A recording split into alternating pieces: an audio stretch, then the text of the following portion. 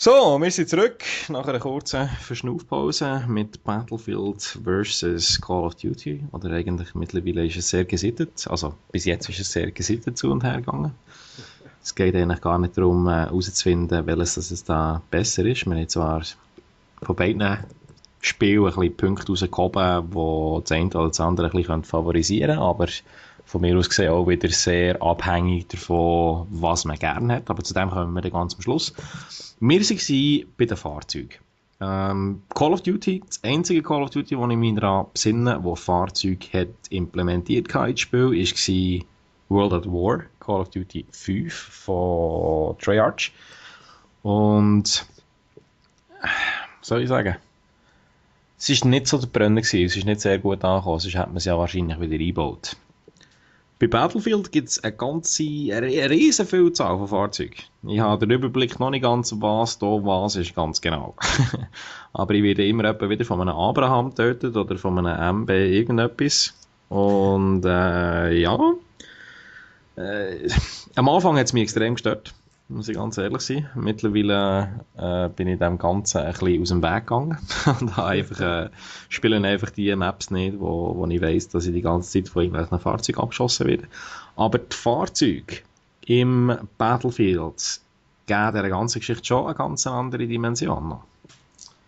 Ja, es ist, wie sagen wir, der Spielfluss verlagert sich auch ein bisschen. Es ist eben auf den riesengroßen Maps bist du halt mit einem Fahrzeug schneller als zu Fuß. Ja. Und auch zum Aufsteigen jetzt, es gibt Leute, die sind viel besser im Fahrzeug rein als mit der Waffe.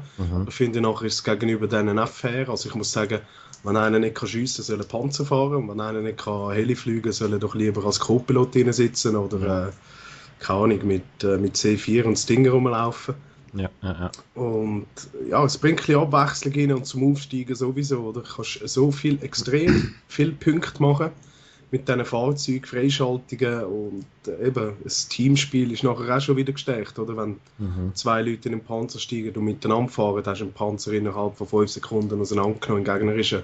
Ja. Also wenn du alleine rumfährst oder mit C4 musst du auch nicht gehen. Ja, richtig. Es fügt für mich auch so ein bisschen eine neue Dimension dazu, wo den Spielfluss ganz klar beeinträchtigen oder beeinflussen, je nachdem, wie man es sieht. Und auf der anderen Seite ist es aber auch kommt es ein bisschen der Haltbarkeit vom Spiel zu gut. Das heisst, wenn ich lernen mit diesen Sachen umgehen, dann muss ich auch dort wieder Zeit investieren und das halt lernen. Das ist so, also ich sage mal, Panzerfahren ist jetzt eines der einfacheren Sachen oder Buggy, anstatt jetzt in einen Heli reinspringen. Aber auch dort, oder, merkst du sofort einen, der jetzt halt jedes Mal zum Heli säckelt und mit dem fliegt, oder einen, der das erste Mal reinsteigt, oder? Ja. Aber eben, es bringt auch ein bisschen Abwechslung. Das ist eben für mich ein Grund, jetzt, wenn wir da die Game Modes anschauen, dass es halt eben das schon genug Abwechslung bringt. Ich glaube, das kompensiert es ein bisschen. Ja, das sehe ich auch so.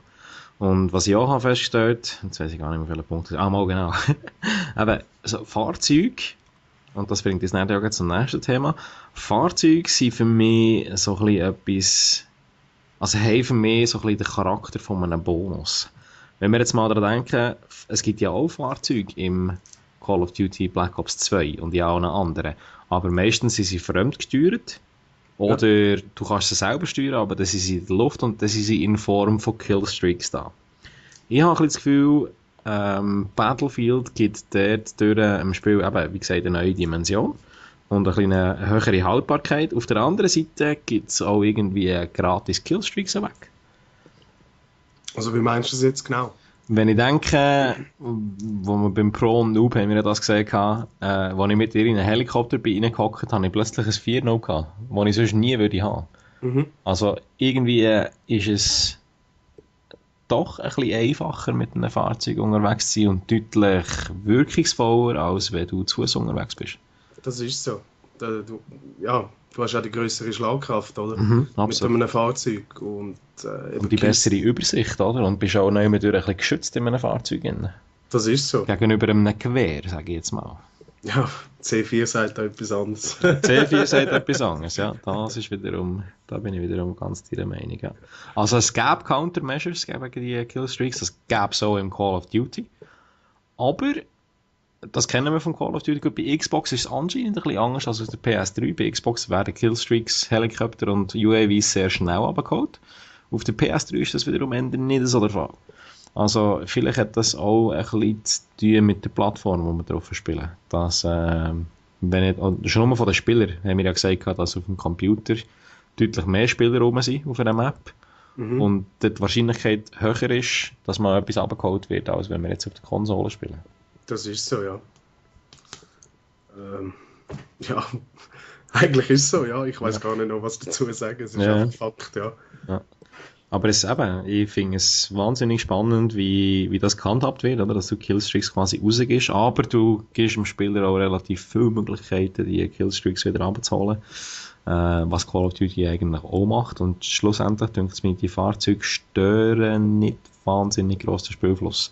Das Einzige, was mich ein bisschen stört, und jetzt wären wir eben wirklich beim Thema Spielfluss, es gibt ganz viele Leute, die irgendwo mit dem Panzer rumfahren. Es gibt ganz viele Leute, die mit ihren Flugzeugen und mit ihren Jets genau nichts machen.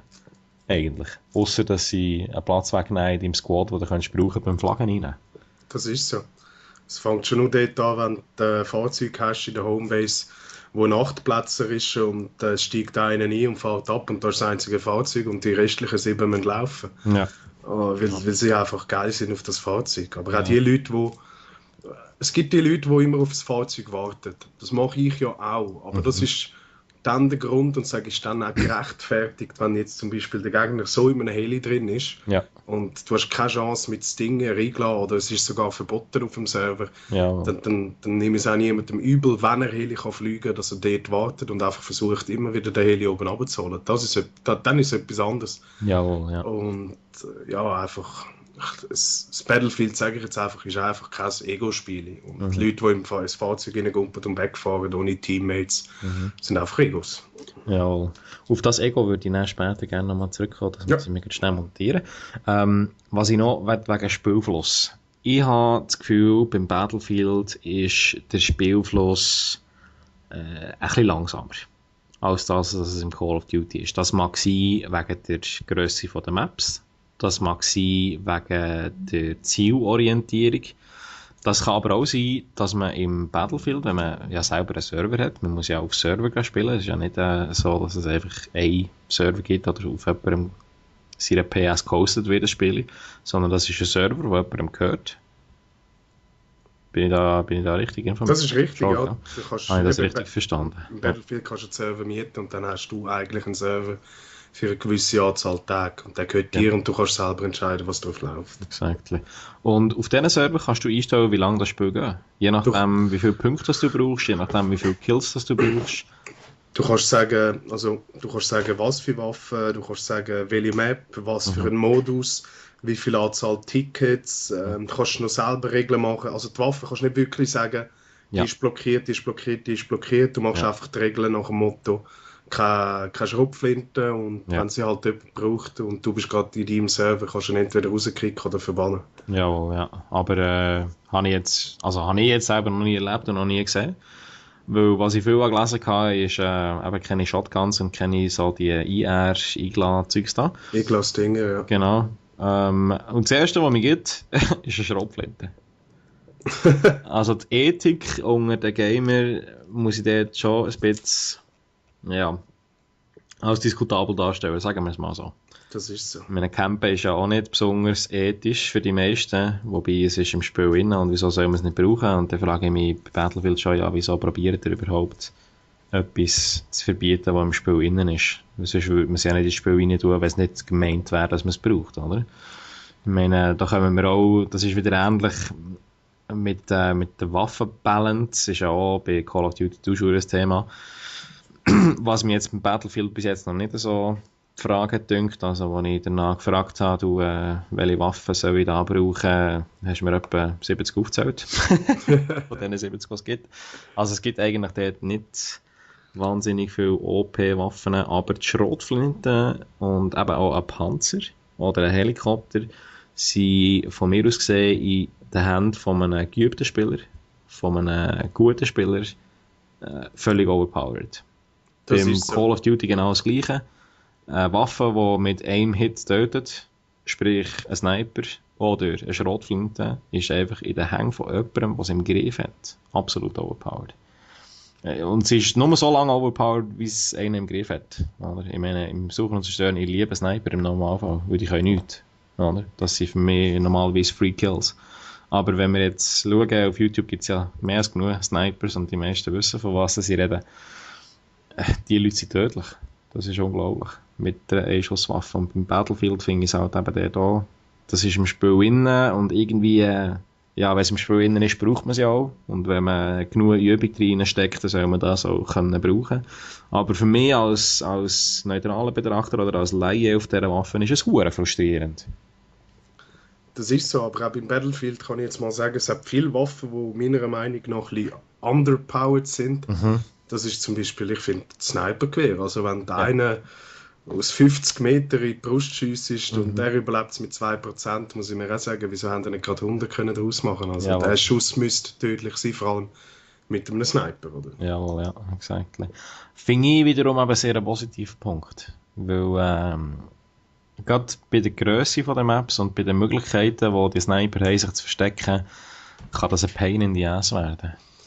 Ja gut, aber das Sniper ist jetzt im Battlefield auch 100-mal schwerer als im COD, oder? Du musst natürlich Gravitation noch berechnen, Bewegung vom Spieler. Genau. Und dann finde ich, wenn schon einer aus 200 Metern dir in die Brust hineinschiesst und du bist am Bunny hoppen, dann soll das doch belohnt werden und das gibt dann einen Kill. Das hat etwas, ja. Das ist absolut diskutabel. Ich fände es einfach für die Masse tauglicher und weniger Rage-Engaging. Deutsches Synonym finden für das. Weniger Dings da, aber Rage-Engaging Ja. halt. Ich glaube, sie wissen schon, was du meinst. Ja, gute Sache. Und sonst geht es googlen.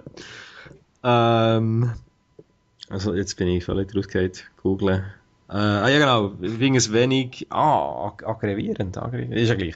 Dings da, wenn man das würde rausnehmen und darum, ich glaube, es wäre anfängerfreundlicher, es wäre auch für Pros und für gute Spieler freundlicher, wenn man so Waffen nimmt, die zufälligerweise, also in der Hand von einem nicht so guten Spieler zufälligerweise können von deiner Streak oben abholen, wo du dir härter gekämpft hast oder gekämpft hast. Je nachdem. Ich glaube, das wäre ein Schritt in die richtige Richtung. Das wäre auch etwas, was auf meine Wunschliste kommt für zukünftige Spiele. Waffen mit einem Schuss, wo man per Zufall noch aus Scope kann landen kann, raus mit. Kommt so ein bisschen auf meine Wunschliste, ganz sicher. Aber ich glaube, zum den Spielfluss noch schnell abzuschließen, kann man es so sagen, Call of Duty ist definitiv schneller, aggressiver und rassiger als Battlefield. Auf Konsole ausgesehen ja, aber wenn du Battlefield 3 auf dem PC spielst, ist es sogar schneller als das COD, gell? Ja, das kann ich mir wiederum irgendwie schon vorstellen, weil schon nur, dass du kannst bestimmen, wo dass du spawnst und mit deinen Spawnplätzen eigentlich meistens näher beim Gegner bist. Selbst wenn du dominiert wirst, sind Gegner näher bei deiner Spawn-Position, sagen wir es mal so, ist es eben dann gleich wieder ein Aufeinander. Also glaube ich, auch da kann man nicht generell sagen, ja, look, aber auf der Konsole eventuell schon, PC, da würde ich jetzt sagen, ja, okay, das ist diskutabel. Ich rede auch von der Bewegung vom Spieler, gell? Der ist wirklich schneller. Der ist schneller auf dem PC als auf der Konsole. Das ist aber beim COD auch so. Wie heisst der? TB on Air Frags, wenn du den mal anschaust, der spielt ja auf dem PC, der ist zweimal schneller als auf der Konsole. Ja, was ich will, also da, ich bin mir nicht 100% sicher, aber ich wette da am liebsten widersprechen, weil man beim PC kann die Sicht vom Spieler verstellen. Und das habe ich gemeint, sei der Unterschied. Das ist rein in der Wahrnehmung, dass sich ein Spieler schneller bewegt auf dem PC. Aber ich bin nicht 100% sicher, ich will mich jetzt da nicht auf Test rauslagen, aber vielleicht kann man ja das irgendwo nachschlagen oder wenn ihr etwas wissen könnt ihr so unten in die Kommentarsektion reinschreiben, selbstverständlich, aber das ist sicher etwas, was ich dann noch wieder googlen oder suchen. Aber es macht auf jeden Fall den Anschein. Und wenn es den Anschein macht, dann ist es ja aus der eigenen Perspektive und dann ist es offensichtlich schneller. Ja. Muss aber so sein. Das sehe ich auch so. Ich werde schnell ein Fazit machen. Du bist, und jetzt können wir es ja eigentlich sagen, ich glaube, im Kommentar hat man es gar nicht so wirklich rausgehört, du bist eher ein Battlefield-Fan. Du spielst lieber Battlefield als Call of Duty. Ja, ich kann mich ummutieren lassen, sagen wir es so. Früher habe ich nur COD gespielt. Jawohl. Aber dann habe ich wieder ein bisschen BA angefangen zu spielen und es ist für mich einfach, es ist realistischer. Also, wie sagt man? Du brauchst zwar mehr Schüsse zum einen töten, aber du kannst ihn trotzdem noch umbringen, was im COD, wie die ab und zu rumgumpeln und sich drehen, muss ich sagen, das wäre nie machbar. Und das hast du im Battlefield nicht. Darum verliere ich jetzt im Battlefield halt weniger den Spass daran als im COD. Ja. Und eben, die ganzen Camper hast du nicht. Und ja. I see. Und ich von meiner Seite, ich bin ja eigentlich ein Exempel von einem reinen Call of Duty Spieler. Ich habe ja quasi nichts anderes und spiele auch nichts anderes. Das sieht man auch auf meinem Kanal, dass der eigentlich fast nichts anderes kommt. Ich habe aber vor etwa 3 Wochen, glaube ich, das Battlefield suchen da. Und ich habe einen extremen Suchtfaktor entwickelt. Aber ich muss sagen, für mich sind es 2 Paar Schuhe. Ich werde die Call of Duty eigentlich nicht zwingend in die gleiche Schublade reinstecken wie Battlefield, weil es für mich einen anderen Spielcharakter hat. Ich habe das Gefühl, Call of Duty und Battlefield sind nicht Konkurrenten, sondern sind komplementäre Spiele. Je nachdem, was du suchst, was du willst, bist du mit dem einen Spiel besser bedient oder mit dem anderen Spiel besser bedient. Und für mich, ich werde da eigentlich... Ich werde nicht einen Punkt können setzen über oder unter die Diskussion, was jetzt besser ist. Es gibt logischerweise immer wieder sehr befangene Leute, die sich für das eine oder für das andere einfach komplett entscheiden und sagen, der andere ist der erste Scheissdreck, weil sie es nicht im Griff haben. Was für mich aber auch noch ein Punkt ist, ich habe das Gefühl, Battlefield sei eher ein Spiel für ein bisschen... Soll ich das jetzt ausdrücken, ohne dass jemand in mein falsches Haus kommt? Eher ein bisschen für die älteren Spieler unter den Gamer. Weil der Spielfluss einfach massiv beeinflussbar ist von deiner Spielweise und du eigentlich niemandem schadest. Du hast keinen Zwang im Battlefield, müssen etwas irgendwo zu machen. Es haben ja lange nicht so viele Headsets, oder Leute, die dir irgendwie Kommentare schreiben. Mir hat jetzt noch niemand bei Battlefield etwas geschrieben, von wegen ich sei ein Noob oder was auch immer. Währenddem, dass ich in Call of Duty Lobbys Duschur beschimpft worden am Anfang, ich denke, mein erstes Suchen und Zerstören, das ich gespielt habe, auf R-Ray ist das in Black Ops 1. Dort habe ich irgendwie nicht gewusst, um was es geht. Ich habe das Spiel nicht begriffen. Ich habe nicht gewusst, für was das A und das B steht und schon gar nicht, was für eine Klasse sie brauchen und so weiter. Und dann hat mir einer aus dem eigenen Team hat mir eine Mitteilung geschrieben, ja, du ein Noob und so, du hast gar keine Ahnung, um was es geht. Und ich sage, ja, das stimmt. Und wieso schreibst du jetzt mit an? Und wieso bist du überhaupt verrückt? Oder? Im Battlefield würde das nicht passieren. Und dort habe ich das Gefühl, das ist so ein bisschen ein Unterschied. Dass Call of Duty deutlich jüngere Spieler anzieht, wo man auch nicht so wahnsinnig viel muss studieren, sage ich mal. Viel ist Routine, viel ist Rhythmus, viel ist auch gerade bei Respawn-Spielen, wo man wieder ins Leben kommt, wenn man stirbt. Nicht so wie bei Search and Destroy. Dort muss man nicht so viel studieren. Es geht mehr um Game Mechanics, die man muss verstehen. Man muss verstehen, wo das Leute spawnen, wie das sie sich bewegen, wo das Punkte sind, wo sich die meisten Leute aufhalten und wie man am besten dort suchen kommt. Beim Battlefield finde ich das ganz anders. Ich habe das Gefühl, das ist eine andere Liga dort.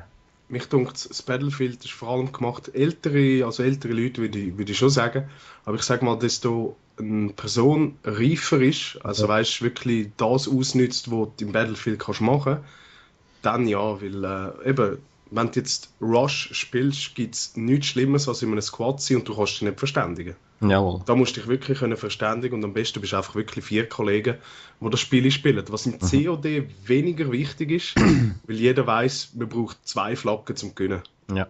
Und im Battlefield lange da viele Kills und du verlierst immer schneller die Flaggen, aber in einem COD kannst du das ganze Spiel lang 2 Flaggen behalten, was im Battlefield kannst du vergessen. Da schleichst du hinten rum, weil die Maps so groß sind. Ja, genau. Und wenn du dich dort richtig verständigst und sagst, jetzt gehen wir zu A, jetzt gehen wir zu B, jetzt gehen wir zu das und wirklich nimmst du den Panzer, nehme ich den Heli, ich unterstütze dich mit Munition und weiss nicht was, das hat schon eine gewisse Reife und bringt halt auch den Fluss nachher wieder ins Spiel rein.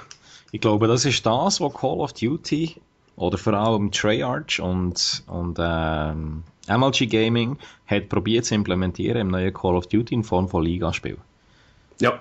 Dort kannst du auch nicht einfach Hü. Weil dort hast du so viele Spieler und das Spiel ist so ausgeglichen, was Skill-wise angeht, dass es wirklich darauf ankommt, inwiefern dass du das Spiel verstehst und wie reif dass du bist vor allem auch.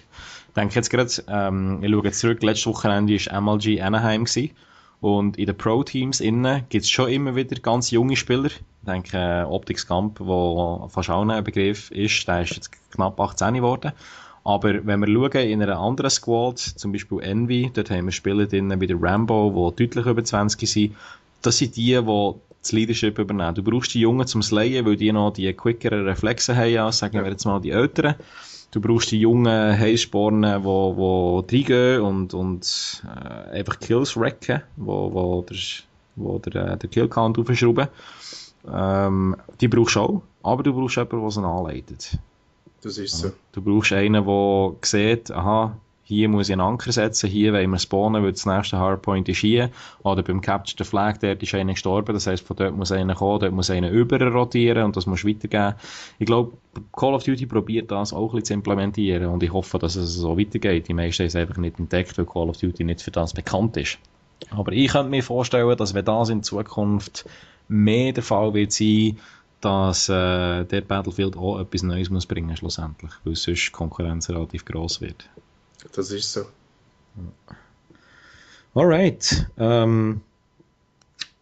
Fazit. Gibt es noch irgendetwas zum Fazit? Ich glaube nicht. Ich habe eigentlich so ziemlich alles gesagt, was ich habe. Hast du noch irgendetwas? Nein, eigentlich im Großen und Ganzen haben wir, glaube ich, alles angesprochen, wo eigentlich die Leute jetzt wissen, welches Spiel ist und was man für ein Spiel braucht, wenn man seine eigenen, Bedürfnisse stillen, sagen wir es mal so. Ja, exactly. Ich würde sagen, alle die da zugelassen haben und zugeschaut haben, tut doch in den Kommentaren hinterlassen, was ihr davon haltet. Auf welche Seite das ihr nicht würdet schlagen oder ob ihr so seht, dass die zwei Spiele sich nicht bekämpfen, sondern mehr ergänzen.